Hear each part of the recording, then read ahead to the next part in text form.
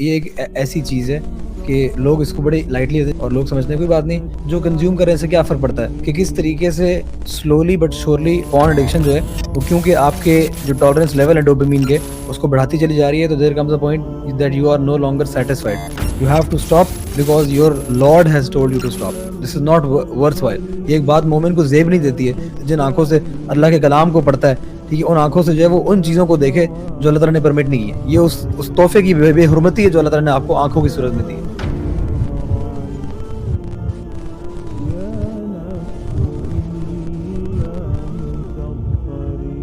जो porn addicts हैं, जो कि एक यंग एज से पॉर्न एडिक्शन के शिकार हुए हुए हैं, उनका अल्टीमेट बड़ी एज के अंदर उनका रिजल्ट क्या होने वाला है और where will they end up, we have no idea, क्योंकि वो अभी तक उस उम्र को पहुंचे ही नहीं है।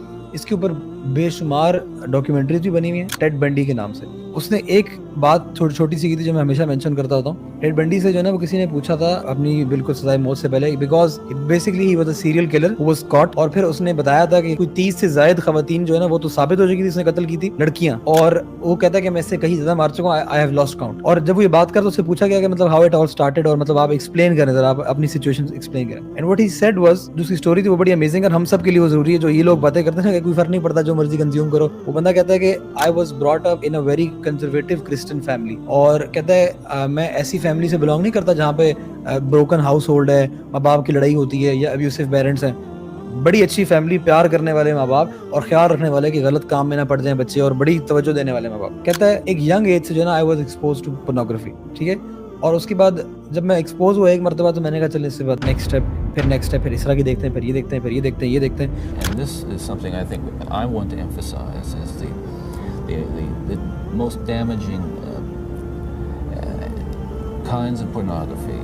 Again, I'm talking from personal experience, hard, real personal experience. The most damaging kinds of pornography are those that involve violence and sexual violence, because the wedding of those two forces, as I know only too well, brings about behavior that is just too terrible to describe. वो करते करते tolerance level इतना ज्यादा बढ़ गया, ठीक है, अब मेरा जो डोपामाइन लेवल है, अब मैं सेटिस्फाई नहीं हो रहा, I had to do something.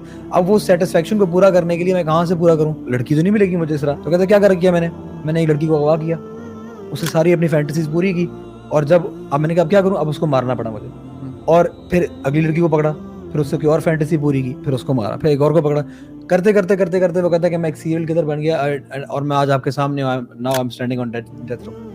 तो ये जो लोग बात करते हैं ना कि कुछ फर्क नहीं पड़ता, तो वो बंदा बता रहा है कि मेरा बड़ा अच्छा हंसता गाता, और सिर्फ मैंने ये गलती क्या की, मैंने पॉर्न को जो है वो मासूम समझ रही था, इनोसेंट, एक छोटा सा इनोसेंट इंडिविजुअल, छोटा सा एक प्राइवेट गुनाह समझ रही था।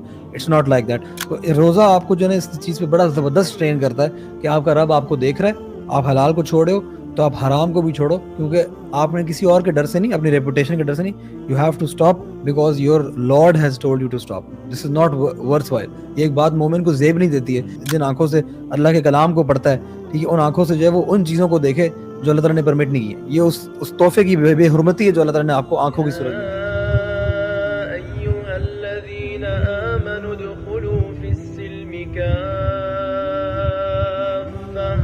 ولا تتبعوا